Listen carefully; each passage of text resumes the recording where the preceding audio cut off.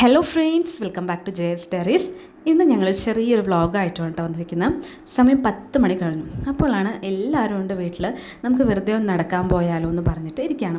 അപ്പോൾ ശരി, അടുത്തൊരു പുതിയൊരു ഷോപ്പ് ഓപ്പൺ ആയിട്ടുണ്ട്, അപ്പോൾ നമുക്ക് അവിടേക്ക് ചായ കുടിക്കാൻ പോകാമെന്ന് പറഞ്ഞിട്ട് എല്ലാവരും പാടെ അങ്ങോട്ട് പോകാൻ തീരുമാനിക്കുകയാണ് കേട്ടോ. അങ്ങനെ എല്ലാവരും പുറത്തിറങ്ങി ഉപ്പവാതിലൊക്കെ ക്ലോസ് ചെയ്തു.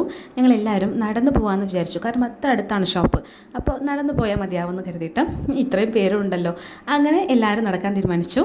ഞങ്ങളിങ്ങനെ പതുക്കെ നടക്കുകയാണ് കേട്ടോ, ഓരോന്നും സംസാരിച്ച്. നല്ല രസമായിരുന്നു രാത്രി ഇങ്ങനെ നടത്തം. അങ്ങനെ ഞങ്ങൾ ഷോപ്പിൽ എത്തിയിരിക്കുകയാണ്.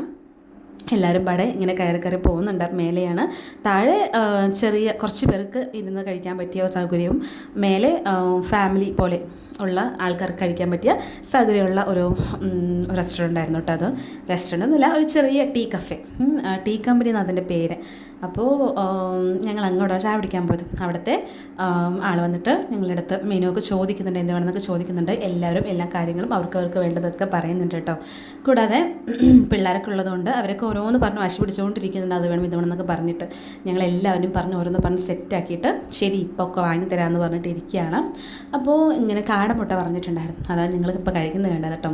കൂടാതെ കട്ട്ലേറ്റും മോമോസും അങ്ങനെയൊക്കെ ഞങ്ങൾ കഴിച്ചു.